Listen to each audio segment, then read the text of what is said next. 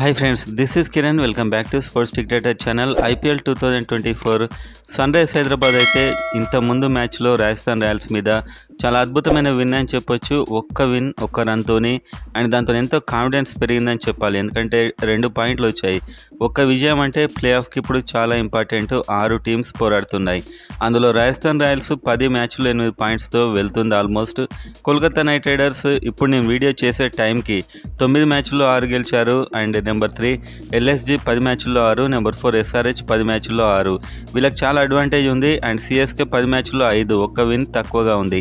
Delhi Capitals 11 మ్యాచ్ల్లో 5, so 2 విజయాలు తక్కువగా ఉన్నాయి. సో మొత్తానికి మీరు చూస్తే ఎస్ఆర్హెచ్ ఇంకా 4 మ్యాచ్ల్లో ఒక 2 గెలిచినా కూడా ఛాన్సెస్ ఎక్కువగా ఉంటాయి. 3 గెలిస్తే చాలా కంఫర్టబుల్గా ఉంటుంది. అండ్ టేబుల్ టాప్ 2 ఉన్న టీమ్స్కి చాలా అడ్వాంటేజ్ ఉంటుంది, మీకు తెలుసు. సో ఎస్ఆర్హెచ్ ప్లే ఆఫ్ వెళ్తుంది అని గట్టిగా నమ్మేవారంతా వీడియోని ఒక లైక్ చేయండి. ఆ లైక్స్ ఎలా ఉండాలంటే ఎస్ఆర్హెచ్ ఫ్యాన్స్ ఎంతమంది ఉన్నారో తెలిసేలా. అండ్ అదేవిధంగా ఎస్ఆర్హెచ్ టీంలో ఇంకా ఏదైనా మార్పు చేస్తే బాగుంటుందా, మార్కో యాన్సన్ వచ్చిన విధంగా ఇంకెవరైనా అన్మోల్ ప్రెసింగ్ ప్లేస్లో అనేది కామెంట్ చేయండి. మీ ఒపీనియన్ నాది, నేను ఎలాగో వీడియోలో చెప్తాను. సబ్స్క్రైబ్ చేసుకోండి IPL and sun rise Hyderabad update కోసం. సో వీడియోలోకి వెళ్ళినట్లయితే సన్ రైజ్ హైదరాబాద్ ముంబై ఇండియన్స్తో మ్యాచ్ ఆడబోతుంది.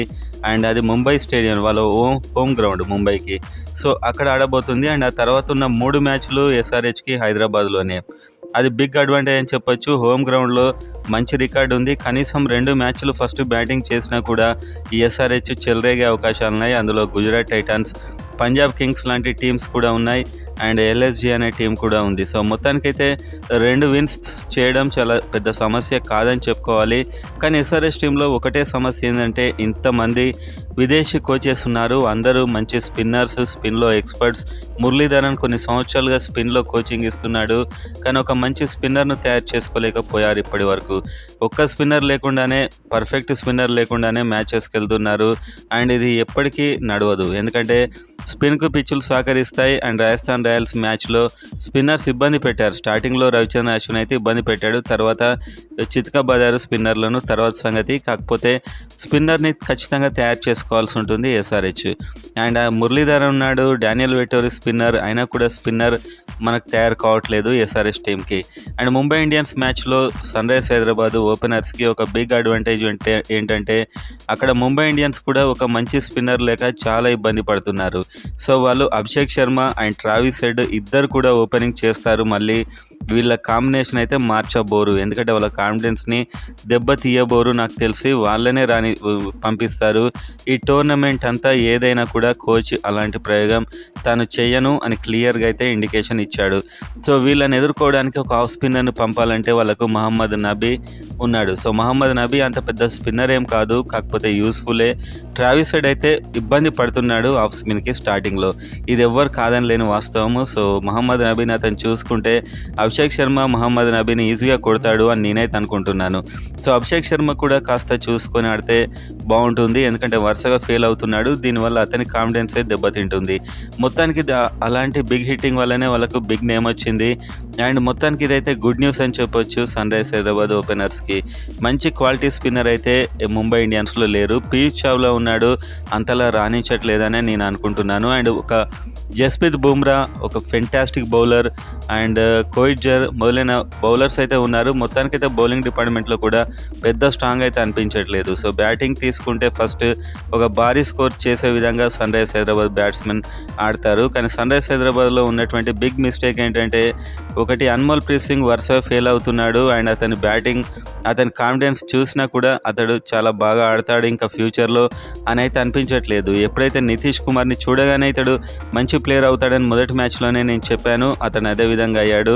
అన్మోల్ ప్రీత్ సింగ్లో మాత్రం ఆ రిధం కనిపించట్లేదు. ఇంకా ఛాన్సెస్ ఇచ్చినా కూడా వృధానే అనిపిస్తుంది. ఇతని ప్లేస్లో జాతవేదనైనా లేకపోతే ఉపేందర్ యాదవ్ ఉన్నాడు, ఇంకొక బ్యాట్స్మెన్. సో ఇలాంటి వాళ్ళకు కూడా ఒక ఛాన్స్ ఇస్తే బాగుంటుంది. వరుసగా 2 ఛాన్స్లు అతను యూజ్ చేసుకోలేకపోయాడు. ఇంప్రెసివ్గా కూడా కనిపించలేదు బ్యాటింగ్ స్టైల్లో. సో మొత్తానికి బ్యాటింగ్ అయితే చాలా బలంగానే ఉంది. ట్రావిస్ హెడ్, అభిషేక్ శర్మ స్టార్టింగ్లో కొంచెం తడబడ్డా కూడా తర్వాత రెచ్చిపోయి ఆడుతున్నారు. నితీష్ కుమార్ రెడ్డి ఇన్నింగ్స్ మనం చూశాక ఒక మంచి నమ్మదగ్గ బ్యాట్స్మెన్ దొరికాడు ఎస్ఆర్హెచ్కి. అది తెలుగు ప్లేయర్, తెలుగు టీంలో తెలుగు ప్లేయర్స్ లేరు అంటారు, అతను వచ్చాడు. సో ఎప్పుడైనా నేను ఇంకోటి గమనించాను, ఎస్ఆర్హెచ్ రాజస్థాన్ రాయల్స్ మీద గెలిస్తే అది ఫిక్సింగ్ అని కామెంట్స్ చేస్తారు, కానీ ఎస్ఆర్హెచ్ మీద వేరే వాళ్ళు గెలిస్తే అలా కామెంట్స్ చేయరు. సో మన వల్లే మన టీంకు సపోర్ట్ తక్కువగా ఉంది ఏమో నాకైతే అనిపిస్తుంది. మొత్తానికి ఇది చాలా రాంగ్. సో ఎందుకంటే మనం ఇండియాకైతే ఎలా సపోర్ట్ చేసుకుంటామో విదేశాలతో ఆడినప్పుడు, అలానే ఐపీఎల్ లీగ్లో ఖచ్చితంగా ఎస్ఆర్హెచ్కి సపోర్ట్ చేస్తే బాగుంటుంది అని నాకు పర్సనల్గా అయితే అనిపిస్తుంది. సో మొత్తాన్ని మనం చూస్తే ముంబై ఇండియన్స్లో డేంజరస్ బ్యాట్స్మెన్ ఇషాన్ కిషన్, రోహిత్ శర్మ, సూర్యకుమార్ యాదవ్, తిలక్ వర్మ, ఒక అద్భుతమైనటువంటి బ్యాటింగ్ లైనప్ ఇది. హార్దిక్ పాండ్యా కూడా మంచి బ్యాటరే, నేహాల్ వదేరా, టిమ్ డేవిడ్, యైట్, మహమ్మద్ నబీ. సో 8 మంది బ్యాట్స్మెన్ ఉన్నారంటే మీరు అర్థం చేసుకోవచ్చు. అండ్ బౌలింగ్లో మాత్రం వీళ్ళు కాస్త వీక్గా కనిపిస్తున్నారు, వీళ్ళ డిసడ్వాంటేజ్ ఇదే.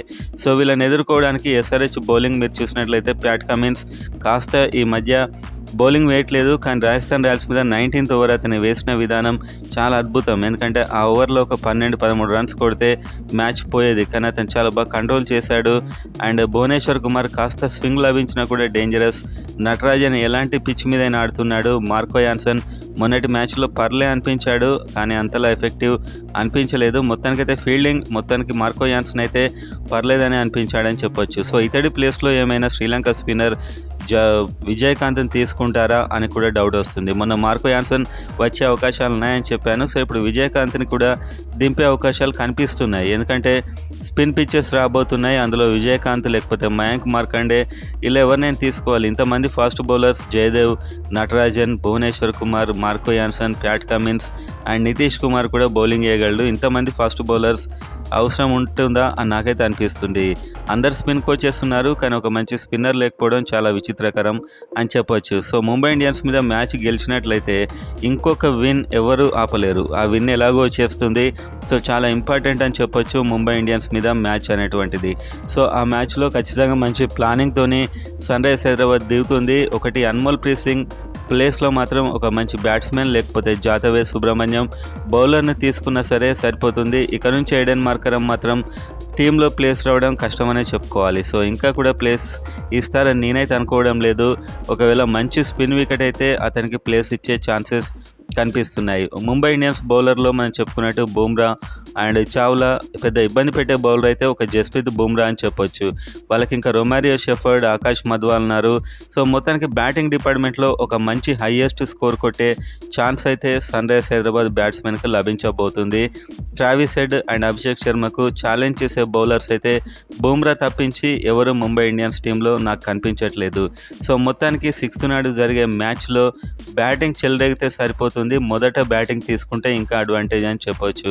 సో ఎస్ఆర్హెచ్ టీంలో ఇంకా ఎలాంటి చేంజెస్ చేస్తే బాగుంటుంది అనేది మీరు కూడా కామెంట్ చేయండి. నేనైతే ఒకటి విజయకాంత్ని తీసుకుంటే మార్కో యాన్సన్ ప్లేస్లో చాలా బెటర్ అనిపిస్తుంది. అతను ఒక young spinner and Sri Lanka spinners వెంటనే చాలా అద్భుతంగా బౌలింగ్ చేస్తారు. సో అతనికి ఒక ఛాన్స్ ఇవ్వచ్చు, లేకపోతే మయాంక్ మార్కండేనైనా ఒక ఇంపాక్ట్ ప్లేయర్గా తీసుకుంటే బాగుంటుంది. స్పిన్ అయితే ఖచ్చితంగా ఉంటే బెస్ట్ అని నాకైతే అనిపిస్తుంది. సో మీకేమనిపిస్తుంది అనేది ప్రతి ఒక్కరైతే కామెంట్ చేయండి. అండ్ ప్యాట్ కమిన్స్ కూడా నెక్స్ట్ మ్యాచ్లో బౌలింగ్లో చెలరేగుతాడని నాకైతే అనిపిస్తుంది.